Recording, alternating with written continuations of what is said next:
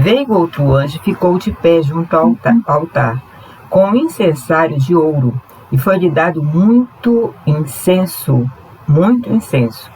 para oferecê-lo com as orações de todos os santos, sobre o altar de ouro que se acha diante do trono de Deus. E da mão do anjo subiu à presença de Deus a fumaça do incenso, com as orações dos santos. Queridos, aqui o incenso, são as nossas orações, as orações dos crentes.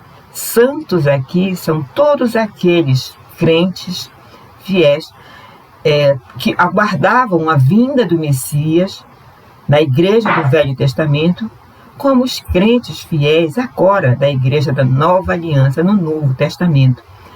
Então as nossas orações, queridos, desde que feitas com sinceridade, elas são ouvidas e consideradas por nosso Deus. Toda oração que você fizer, com toda a sinceridade da sua alma, ela é escutada, ela é ouvida e ela é considerada pelo nosso Deus. E ela será atendida conforme a vontade dele. Porque muitas vezes, querido, nós nem sabemos orar como convém. Mas o Espírito de Deus leva para Deus aquilo que nós nem conseguimos expressar com as nossas orações. Muitas vezes as angústias da alma, né? Às vezes passamos por aquele inverno da alma, então é difícil até falar, né? Às vezes a gente até só geme na presença de Deus, mas o Espírito traduz para Deus todas essas coisas. Então vale a pena buscar o Senhor em oração.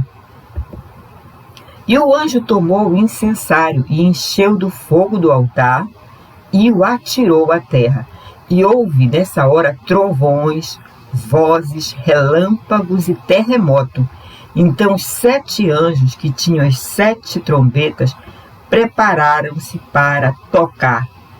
Então nós vemos aqui, queridos, que consolo é sabermos que todas as nossas orações são consideradas pelo Deus Criador, o Deus Redentor e o Deus Consolador. Então, como tem sido, né, a nossa vida de oração?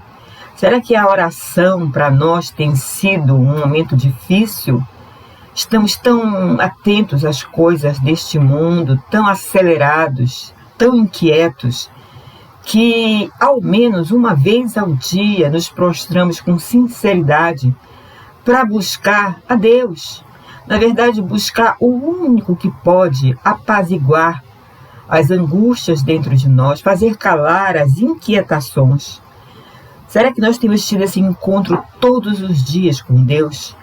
Eu não estou falando em relação a aqueles encontros, aquela agenda pré-estabelecida, onde você tem que cumprir os rituais. Não, eu não estou falando de religiosidade. Eu estou falando do religare, da religião com Deus, dessa ligação com o Senhor. Então as 4 primeiras trombetas que os anjos já estavam a postos, prontos para tocar, as 4 primeiras trombetas, elas afetam diretamente a natureza. E claro que afetando a natureza, elas vão afetar indiretamente os homens. E elas afetam também a natureza de forma parcial, 1/3 apenas da natureza. Então, queridos, nós vemos aqui que a misericórdia de Deus ainda estará valendo, ainda estará disponível para o homem que sinceramente se arrepender dos seus pecados. Agora, as 3 últimas trombetas, que representam ai, ai, ai, vocês lembram da águia voando? Elas atingem diretamente o ser humano. O primeiro anjo tocou a trombeta, e houve saraiva e fogo de mistura com sangue, e foram atiradas à terra. Foi então queimada a 1/3 parte da terra e das árvores, e também de toda a erva verde. Então aqui nós vemos um juízo parcial de Deus, apenas é parcial porque eles não poderiam passar de 1/3 da terra. Aqui nós vemos então as florestas, as matas, as árvores, as ervas, as plantações serem atingidas por essa trombeta. A gente fica pensando, queridos, se isso é um evento que ainda virá. Não, nós não consideramos esse evento que ainda virá, porque é claro que todas as ações humanas Deus está restringindo, porque se Deus, veja bem, se Deus desse livre acesso ao nosso livre arbítrio, né, a toda a pecaminosidade da natureza, da raça humana, nós já teríamos nos destruído uns aos outros e a natureza. O que nós vimos hoje em relação à natureza é que ela geme esperando a sua redenção, porque ela tem sido cruelmente tratada pelo ser humano. Então nós vimos aqui que os próprios homens vêm destruindo a natureza, os desmatamentos sem nenhum planejamento, sem replantio, as ações movidas por quê? Pela ganância humana. O segundo anjo tocou a trombeta e uma como que grande montanha ardendo em chamas foi atirada ao mar, cuja terça parte se tornou em sangue e morreu. A terça parte da criação que estava ali no mar, que tinha vida existente no mar, e foi destruída a terça parte das embarcações. Isso refere-se, queridos, a 1/3 do mar, da água salgada ter sido atingida.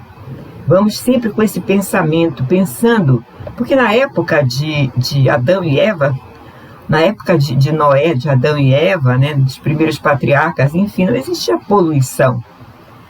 Mas à medida que o homem foi inventando, né, tecnologias que, por um lado, nos abençoam muito, mas por outro lado também causam poluição que compromete a saúde, compromete o próprio ecossistema. Então, assim, nós vemos que o próprio homem está destruindo aquilo que Deus deixou para o manter com vida. Então, isso é uma loucura. O terceiro anjo tocou a trombeta e caiu do céu sobre a terça parte dos rios e sobre as fontes das águas uma grande estrela, ardendo como tocha. O nome da estrela é Absinto. E a terça parte das águas se tornou em absinto, e muitos dos homens morreram por causa dessas águas, porque elas se tornaram amargosas, elas se tornaram venenosas. Então nós estamos vendo aqui que essa trombeta ela está atingindo 1/3 da água doce, da única água que nós podemos consumir, né? Via de regra, é a água doce. Então 1/3 dela sendo atingida pelo próprio homem. O quarto anjo tocou a trombeta e foi ferida a terça parte, veja bem aqui, os juízos parciais de Deus, dando tempo para que o homem se volte para ele e reconheça que esse mundo não veio de uma explosão, que nós não viemos de uma ameba, que ele reconsidere a sua vida, que ele tenha tempo de se arrepender diante do único que pode salvá-lo, que pode nos salvar. Então foi ferida a terça parte do sol, da lua e das estrelas, para que a terça parte deles escurecesse. Na sua terça parte não brilhasse, tanto o dia como também a noite. Essa trombeta, queridos, nós acreditamos que ela na sua intensidade ainda não aconteceu, né? Nós vemos que apesar de toda, ainda não aconteceu. Nós temos flashes, né, de vez em quando aparece na internet, mas a gente já nem sabe se faz parte de fato da teoria da conspiração, eu não sei. De vez em quando temos notícias, sim, de que o céu escureceu em determinados pontos da Terra, determinadas comunidades, e nós já podemos ver aí um juízo parcial do parcial de Deus. Então vi e ouvi uma águia que, voando pelo meio do céu, dizia em grande voz: ai, ai, ai, dos que moram na terra, por causa das restantes vozes da trombeta dos 3 anjos que ainda têm que tocar. Ou seja, as coisas estão ruins, estão difíceis? Estão, claro que estão. Mas, queridos, o pior ainda está por vir. Então, veja bem, essas trombetas, como nós já falamos, elas estão tocando desde a primeira vinda do Senhor Jesus até a sua segunda vinda. Elas acontecem também paralelamente aos selos. Essas aqui, nós vemos que elas estão atingindo indiretamente as 4 primeiras, mas a partir da 5ª, 6ª e 7ª, elas vão atingir diretamente os seres humanos. E é o que a gente chama de a grande tribulação, né? Porque elas acontecerão próximo à vinda do Senhor Jesus. O primeiro ai. O 5º anjo tocou a trombeta e viu uma estrela caída do céu na terra, e foi-lhe dada a chave do poço do abismo. E subiu fumaça do poço, como fumaça de grande fornalha, e com a fumaceira saída do poço, escureceu-se o sol, agora escurece 100%, escureceu-se o sol e o ar. Também da fumaça saíram gafanhotos para a terra, e foi-lhes dado poder, como os que têm os escorpiões da terra.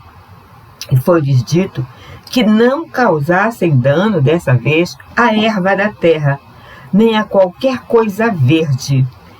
Então nós vimos aqui, queridos, que algumas interpretações do Apocalipse, como por exemplo a posição pós-milenista, elas têm uma interpretação de que o mundo vai melhorar com a pregação do Evangelho. E na verdade melhora para aqueles que aceitam, mas nós já vimos que sempre é o remanescente. É o remanescente, a pequena parte que aceita, que a maioria tem virado as costas para Deus e tem vivido como se Deus não existisse, né? Então, assim, a intenção da 5ª trombeta é mostrar um tormento terrível, irmãos, causado por forças diabólicas, demoníacas.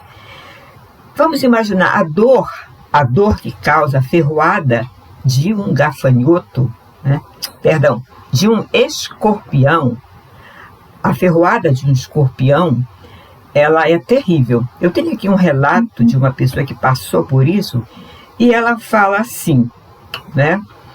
Ao fechar o portão da casa dela, ela sentiu a ferroada e uma dor intensa. O pé esquerdo dela começou a inchar e a perna toda começou a formigar. Ela foi levada ao médico, aí ela fez todos os procedimentos, necessários. Ao retornar para casa, ela sentiu ainda um formigamento pelo corpo todo agora. E o coração dela começou a acelerar desenfreadamente.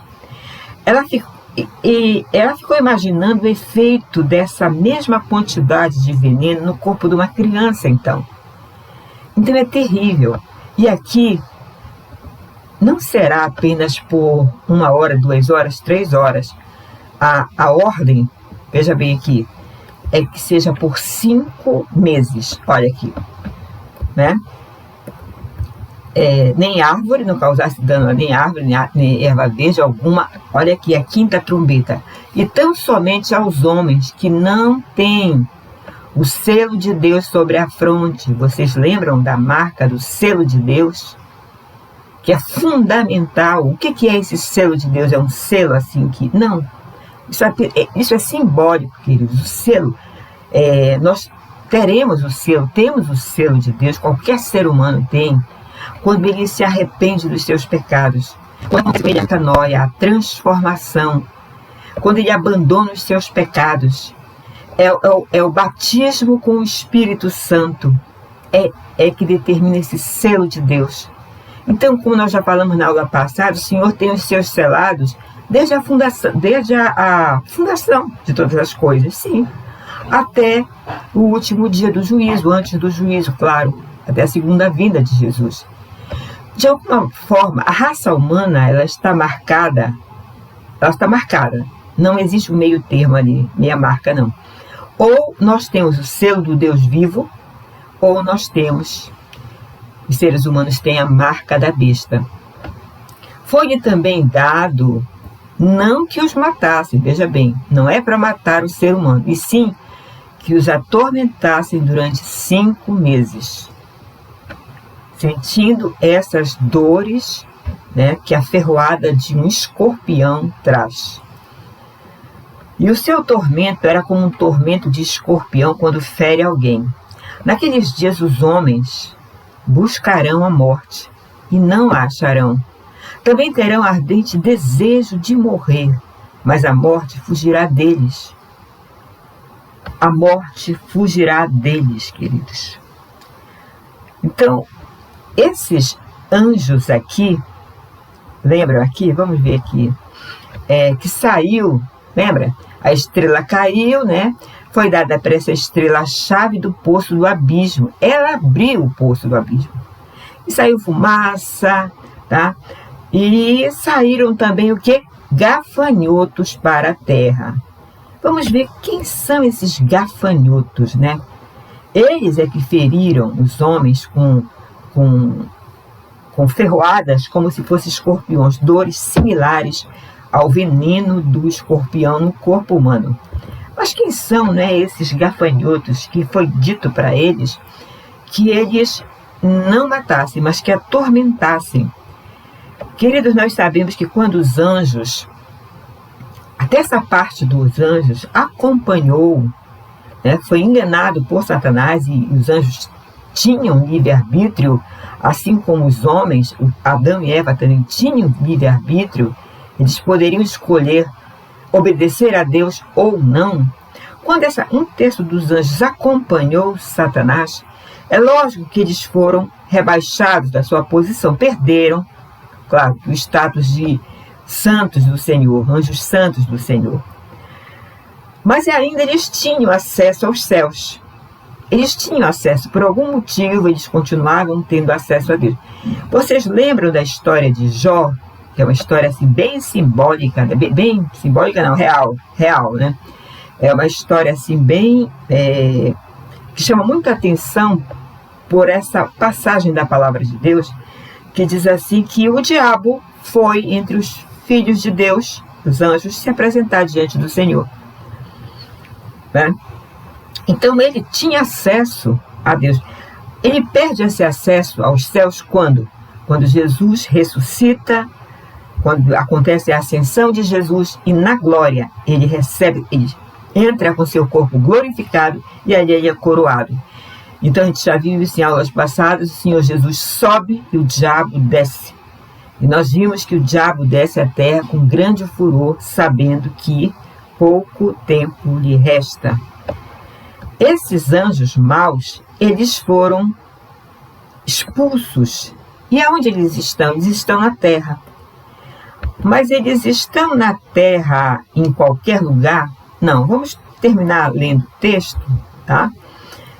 Vamos ver a descrição. O aspecto dos gafanhotos, né, era semelhante a cavalos preparados. Esses gafanhotos aqui são os anjos maus. Eles estavam presos aonde? No abismo, tá? Era semelhante a cavalos preparados para a peleja. Na sua cabeça havia como que coroas parecendo de ouro, e o seu rosto era como o rosto de homem. Tinham também cabelos como cabelos de mulher. Os seus dentes como dentes de leão. Tinham couraças como couraças de ferro. O barulho das suas asas era como o barulho de carros de muitos cavalos quando correm a peleja. Tinham ainda cauda como escorpiões. Suas caudas feriam também. Na cauda tinham poder para causar dano aos homens por 5 meses. E tinham sobre eles, como seu rei, como seu chefe, né? Eles tinham quem? Tinham como seu rei o anjo do abismo, que acreditamos ser Satanás, que está preso, cujo nome em hebraico é Abaddon e em grego Apolion. Ora, veja bem aqui, né? Você pode dizer, mas como Satanás está preso? Olha o que está acontecendo em todo o mundo. Queridos, nós acreditamos assim, porque quem é este ser que está preso, né? E quando a estrela pega a chave do abismo, abre, saem os gafanhotos. Isso é tudo simbólico, tá, queridos? Na verdade, saem os demônios, os piores demônios, com o seu rei. Quem era o rei deles? O anjo do abismo, que em hebraico se chama Abaddon, e em grego Apolion, que significa o quê? Destruidor, destruição. Então, nós vemos assim que, por esse texto, a gente percebe que parte dos demônios, por algum motivo, esse texto ele é bem misterioso, viu? Se nós estivermos corretos na nossa interpretação, esse abismo está fechado agora, tá? A ação dos demônios acontece aonde? No abismo lá, presos, mas na terra também. Vocês lembram quando o Senhor Jesus estava expulsando demônios, aquela legião de demônios do Gadareno, que aqueles demônios suplicaram para que eles não fossem mandados para onde? Para o abismo. Eles suplicaram. É claro que existem demônios em toda a terra, é lógico, agindo, né? Mas parece que nesse lugar estão os piores dos piores, acompanhado por Satanás. E eles vão ser libertos, queridos. Eles estão agora presos, mas infelizmente eles serão um dia libertos de lá. Esse abismo está fechado agora, tá? Mas eles vão ser libertos. E eles vão ser libertos quando a quinta trombeta tocar. Nós estaremos em plena, o quê? Grande tribulação. Grande tribulação sobre a terra. Aqui fala em 5 meses, mas a gente sabe que é um simbolismo. Quando João escreve assim, ele quer dizer que é por muito tempo, né? Porque se uma ferroada de um escorpião dói daquela forma, imagina assim, isso permanecer é um tormento de fato. Vamos ver aqui o que o 2 Pedro, né, capítulo 2, versículo 4, fala sobre esses anjos, né, que estão agora no abismo. Ora, se Deus não poupou anjos quando pecaram, antes precipitando-os no inferno, os entregou a abismos de trevas, reservando-os para juízo. Então, assim, nós cremos que ainda o pior está para acontecer. E isso vai acontecer na grande tribulação. Queridos, essa palavra aqui, Hades, aqui, né, precipitando-os no inferno, Hades, né, talvez não seja a melhor tradução, tá? Porque Hades costumeiramente se refere ao mundo dos mortos. Talvez essa palavra aqui signifique Tártaro, tá? Que é justamente o abismo. Então, nós vemos assim que quando é que eles sairão desse abismo? Nós cremos que quando a última pessoa conheceu o Senhor Jesus, quando foi pregado o Evangelho, a última pessoa. O primeiro ai passou, tenebroso, não é verdade? Eis que depois dessas coisas vem ainda 2 ais.